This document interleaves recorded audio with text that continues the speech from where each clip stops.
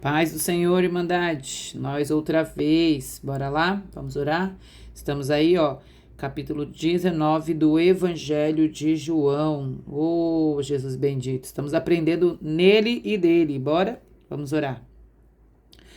Ó, querido Deus, nós te louvamos, Senhor. Nós estamos felizes em poder trilhar esta caminhada de leitura bíblica. Cremos que o Senhor nos quer para algo mais, assim, algo que nos faça ser melhores, porque se a gente melhorar, nós melhoramos para os outros e o Evangelho vai ser lido através de nós de uma forma diferente, sem manchas, talvez, sem máculas, vivendo a verdade em Cristo, o teu Filho, porque o Senhor nos ensinou que Cristo é a verdade. Pai, faz isso em nós, nos ajuda que a gente seja pelo menos melhor ao final de cada dia. Ao final de cada dia a gente se disponha a querer estar perto do Senhor, ouvindo a tua voz. Faz isso em nós. Nós clamamos em nome de Jesus. Amém. Bora para mais um capítulo. E aí eu vou falar o quê? Gente, esse é muito legal. Bebendo água em 3, 2. Gente, todo capítulo eu falo isso. Ai, gente, é muito legal. Nossa, isso aqui é muito legal. Esse é difícil, mas também é muito legal. Ele é difícil, né? Essa coisa da parte da morte. É muito doloroso, mas traz muitos ensinamentos para nós. Vamos lá. Diz assim, né? A palavra do Senhor. Deixa eu pegar uma caneta para acompanhar aqui. Perdão. Jesus é condenado à crucificação. Vocês lembram que no capítulo anterior, Jesus tinha sido preso, né? Ele se entregou e ele foi preso. Ele disse, sou eu sou. Aqueles soldados caem por terra. Aí depois ele se entrega e eles o levam, o amarram e estava naquela parte do julgamento, né? E aí ele quando é entregue, aí é perguntado ali, né, para o povo, tem Barrabás, né? Quem vocês querem, o que acusado vocês querem que eu solte? Barrabás ou Jesus? E a gente vê que João não dá muita ênfase para isso, ele só cita, né? E ele cita só no último versículo do capítulo anterior, que é o 40, e ele diz assim, ó, quem vocês querem? Eles dizem, queremos Barrabás e acabou. E ele fala só que Barrabás era o líder de uma rebelião. Mas nós já vimos sobre isso nos outros evangelhos. Mas assim, só para a gente entender o contexto do que está acontecendo aqui, que é uma continuação desses atos, né? E aí no 19 diz assim, então Pilatos mandou açoitar Jesus. Olha aí, gente. Os soldados colocaram uma coroa de espinhos na cabeça dele e vestiram um manto púrpura, né? Um manto vermelho nele, né? Eles batiam no rosto de Jesus, gente. Tá aqui no versículo, no 3. Eles batiam no rosto de Jesus. E mais uma vez Pilatos saiu e aí ele fala assim para aquele povo, olha aqui, ó, no finalzinho do 4. Não encontro nele motivo algum para acusação. Então Pilatos permitiu que ele fosse açoitado, né? Eles bateram nele. E aí Pilatos volta ali para aquelas pessoas e ele diz isso. Ele fala assim, olha, não encontrei aqui motivo de condenação, de morte para este homem, né? É isso que ele está dizendo ali para aquele povo. E aí o que continua no texto aqui, que a gente consegue ver, e eu só dei uma ênfase, só grifei aqui, que ele traz Jesus de volta, né? Pilatos traz Jesus de volta ali no cenário onde estão aquelas pessoas, os acusadores. E aí Jesus está com a coroa de espinhos, o manto de púrpura, olha aqui, no finalzinho do versículo 5, né? E aí olha o que está escrito aqui. Ao vê-lo, os chefes dos sacerdotes gritaram, crucificam. E Pilatos mais uma vez diz, não encontro nele, olha isso, motivo de acusação. Gente, é isso que Pilatos via, um homem que não tinha um porquê de estar passando por aquilo tudo, né? Jesus foi apresentado ali para aquelas pessoas, muitos religiosos estavam ali, e Jesus estava exposto ali, ele já tinha sido surrado, ele estava machucado, com aquela coroa sangrando o seu rosto, tinham batido no rosto dele, tinham chicoteado ele, a gente já sabe, né, que dilacerou as costas dele. Gente, o que foi isso? Né? E aí eles expõem Jesus ali, ele coloca Jesus daquela forma. E ele sofreu toda essa barbárie, ele sofreu tudo isso, ele foi espancado e torturado. E ainda assim ele não se revoltou, ele não voltou para se defender e ele ficou ali, como diz na Bíblia, né? Ovelha muda, né? E aí no 7, no 6, quando Pilatos fala assim, eu não encontro motivo, gente, umas 3 ou 4 vezes Pilatos fala, não tem motivo para acusação. E aí os judeus insistem no 7, ó, Ele deve morrer. Se declarou filho de Deus. Olha a acusação. Ele se declarou filho de Deus. Isso era verdade. Então ele estava morrendo pela verdade. Jesus é a verdade. Aí no 8, ao ouvir isso, então ao ouvir o quê? Que ele se declarou filho de Deus. Então aí ele começou a entender, Pilatos, qual era a acusação que eles estavam fazendo ali. Olha, ele disse que ele é o filho de Deus. Então, ao ouvir isso, Pilatos ficou ainda mais amedrontado. Olha que coisa interessante. E aí Pilatos voltou lá para dentro e perguntou. Aí ele fala assim, gente, ó. Perguntou, de onde você vem? Perguntou para Jesus. Ei, Jesus, de onde você vem? Porque ele ouviu que Jesus se declarava filho de Deus. E aí ele vem e fala assim, olha, de onde você vem? E aí Jesus, porém, não respondeu nada. Gente, Jesus não falou nada. Jesus não respondeu. E no 10, o próprio Pilatos diz assim, ó, ele ficou espantado com aquilo, né? Ele diz assim, ó, você se nega a falar comigo? Disse Pilatos. Não sabe que eu tenho autoridade para libertar ou crucificar você? Então, ele diz aqui, ó, eu tenho autoridade. O que ele quer dizer assim, ó, eu tenho autoridade sobre a sua vida. Você vive porque eu deixo, você morre porque eu determino. Então, Pilatos pensava que ele tinha essa autoridade, que o que estava acontecendo ali, a decisão que ele ia tomar, ele achava que era por ele mesmo. Mas aí Jesus vem e responde, não terias nenhuma autoridade nenhuma autoridade sobre mim se esta não te fosse dada de cima. Ele tá falando assim, ó, você só tem autoridade porque Deus te deu. Daí em diante, Pilatos procurava libertar Jesus, mas os judeus gritavam. Você viu como Pilatos ficou perturbado, né? Ele queria libertar Jesus, mas ele era, como ele mesmo disse, ele tinha um nome a zelar, né? Ele era uma autoridade. E aí, daí em diante, ele queria libertá-lo. E aí, olha só, se deixares esse homem livre, e isso é os judeus gritando, hein? Se deixares este homem livre, não és amigo de César. Quem se diz rei se opõe a César. Aí, ao ouvir isso, ó, não é amigo de César, ao ouvir isso, Pilatos trouxe Jesus para fora e sentou-se no tribunal. Aí a coisa mudou, a postura dele mudou. Por quê? Porque Roma dominava o mundo antigo. Roma, eles tinham controle sobre tudo e sobre todos. Então, ele estava ali por causa de César. Então, ele estava fazendo toda aquela autoridade, o poder que ele achava que ele tinha emanava daí. Então, ele não podia ir contra César, né? Então, aí, ele trouxe Jesus, sentou-se no tribunal, e aí vem aquela fala, né? Eis o rei dos judeus. Disse Pilatos. Ele vem e diz isso para eles. Olha aí, o rei dos judeus. E aí eles gritaram, acaba com ele, crucifica-o. Não temos rei, senão César. Olha quem disse isso? Os chefes dos sacerdotes. Gente, os chefes dos sacerdotes preferiram o reino do Império Romano, da terra. A gente já viu isso aqui, lá em... Ai, tá para baixo, vocês nem viram, né? Aqui. A gente já viu isso aqui, ó. Não temos rei senão César, responderam os chefes dos sacerdotes. Nós já vimos isso, aliás, eu já vi, né? Mas eu creio que muitos de vocês já viram. E nós vamos ver quando a gente estiver lá no Antigo Testamento, quando eles rejeitam Samuel, no caso os filhos de Samuel, que era o profeta, que quem exercia esse governo ali sobre o povo, né? Era o juiz, a época dos juízes. E eles rejeitam e pedem um rei sobre eles. E acontece aqui, pelo visto, a mesma coisa, porque eles dizem assim, ó, não temos um rei senão César. Eles escolhem de novo o reino terreno, um homem para governar sobre eles, né? E não o filho de Deus.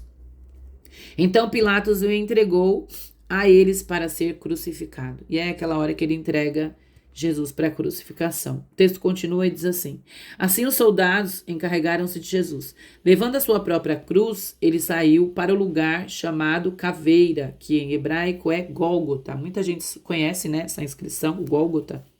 E a crucificação, ela era usada assim pelos romanos para castigar muito severamente, mas só as pessoas que haviam praticado crimes graves e hediondos. Lembrem-se, Pilatos diz, eu não encontrei nada para crucificar esse homem, para condenar este homem, mas ele é condenado como se tivesse cometido um crime hediondo. Aí no 19 diz assim, Pilatos mandou preparar uma placa e pregá-la na cruz. Olha isso, gente. Com a seguinte inscrição, Jesus de Nazaré, rei dos judeus. Só que aí a gente vai ver em seguida, aqui no 20 e no 21, no 21, né, que os chefes dos sacerdotes, eles ficaram protestando ali com Pilatos, e eles dizem assim para Pilatos, ó, não escreva o rei dos judeus, mas diga assim, ele se dizia, né, rei dos judeus. E aí Pilatos vem e diz o seguinte no 22, o que eu escrevi está escrito. Pilatos não mudou o que estava escrito, e aquela inscrição estava escrito em hebraico, latim e grego. Todos entenderam o que estava escrito ali, gente, todos. Aí os soldados vêm, dividiram as roupas de Jesus, rasgaram, né, as roupas dele, tomaram ali, dividiram, né, as roupas de Jesus, e sobrou só a túnica, e aí a túnica eles fizeram um sorteio conforme está escrito na escritura. E está escrito assim, ó, eu coloquei na letrinha B aqui, que está em Salmos, no nosso rodapé a gente consegue ler, deixa eu puxar, senão vocês não conseguem. Aí tá em Salmos, assim, que eles dividiram, tá escrito assim, exatamente assim. Dividiram as minhas roupas entre si, lançaram sortes pelas minhas vestes. E aí eu anotei aqui, toda a Bíblia aponta para Cristo. Mesmo quando a gente lê Salmos e quando a gente chega lá, a gente vai ver. Eu costumava sempre, quando eu via algo que me trazia à memória Jesus, eu costumava escrever assim, Jesus do lado, bem grandão, porque eu falava, achei Jesus aqui. E aí tem uma cena interessante que é quando Jesus está na cruz e ele olha e vê as mulheres ali no pé da cruz, e aí dentre elas está a sua mãe. E aí no 26 Jesus diz assim, ó, quando Jesus viu sua mãe ali e junto dela o discípulo quem ele amava, que a gente sabe que é João, ele disse à sua mãe, mulher, aí está o seu filho. Depois disse ao discípulo, aí está a sua mãe. Daquela hora em diante, João, né, recebeu a sua mãe em casa, a mãe de Jesus, né? Então ele passou a cuidar da mãe de Jesus ali. Ele seguiu essa orientação da parte de Jesus. E a partir daquela hora, não foi depois de ressuscitar, não. Então aqui ele cumpriu aquela fala de Cristo. E ele estava ali aonde, gente? Aos pés da cruz. E aí aqui, ó, na cruz, depois de tudo o que aconteceu, Jesus disse, está consumado, né? E com isso ele curvou a cabeça e entregou o seu espírito. Mais uma vez, tudo isso era cumprimento da palavra. Então, quando está escrito aqui, ó, está consumado, deixa eu até beber água. Está escrito assim, está consumado. Na língua grega, gente, esse está consumado é uma palavra só. Não é igual a gente aqui que tem duas palavras, o está e o consumado, né? Então é uma palavra só.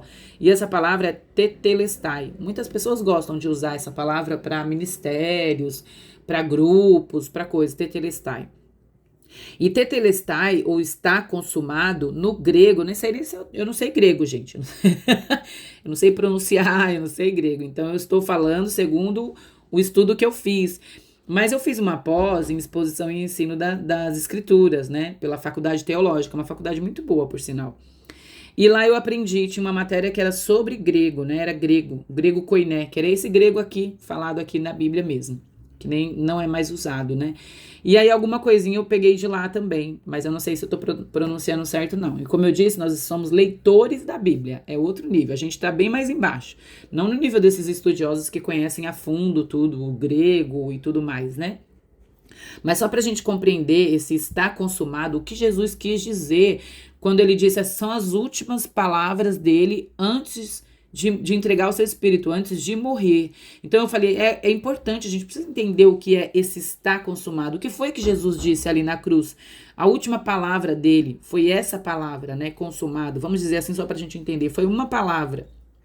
E aí essa palavra tem 3 significados, né, no grego. Significa missão cumprida.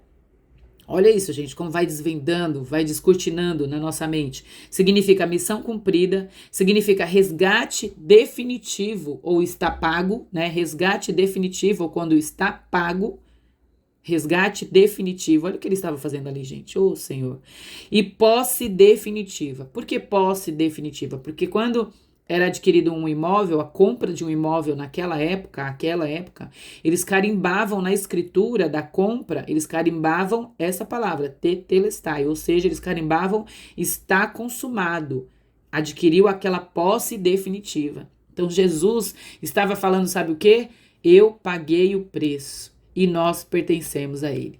Ele pagou o preço e nós pertencemos a ele. Está consumado, está pago. Ele tem posse definitiva. A missão está cumprida. Oh, aleluia. No último suspiro, o último fôlego dele foi para testemunhar isso. E aí ele curvou a cabeça e entregou o seu espírito. né? Eles não queriam que o corpo de Jesus, os corpos, né, dos outros homens ficassem ali, porque era sábado e estava no dia da preparação, porque estava ali quase na Páscoa já, né? Então os judeus pediram a Pilatos que quebrassem as pernas daqueles homens, dos que foram crucificados, inclusive de Jesus. Os soldados foram lá e quebraram a perna do primeiro homem que foi crucificado, porque eles não estavam mortos ainda, então se quebrasse morria mais rápido. Quebrou as pernas do segundo homem, né? E aí, quando eles chegaram para Jesus, que iam fazer o mesmo, eles constataram que Jesus já estava morto. Então, eles não quebraram as pernas de Jesus. Aí, no 34, diz assim, ó. Em vez disso, um dos soldados perfurou o lado de Jesus com uma lança e logo saiu sangue e água. Oh, Jesus Cristo! Saiu sangue e água do corpo de Jesus ali na cruz. Estas coisas, aí olha só o que está escrito, essas coisas aconteceram para que se cumprisse a escritura, a Bíblia testemunhando de Jesus, a palavra testemunhando dele. E aí tá lá, aqui, ó, tá em Zacarias e também tá aqui embaixo, ó, depois eu mostro para vocês a letrinha aqui, ó, é isso mesmo, Zacarias. Tá escrito assim, ó, aqui a letrinha, tá vendo a letrinha A? Aí tá escrito assim, nenhum dos seus ossos será quebrado, como diz a escritura em outro lugar. Olharão para aquele a quem transpassaram. Tá em Êxodo, Números, Salmos e Zacarias. Que tá aqui embaixo a inscriçãozinha, porque vocês viram um pouco de coisa que eu anotei aqui? Aí ficou bagunçado. Nenhum dos seus ossos seria quebrado.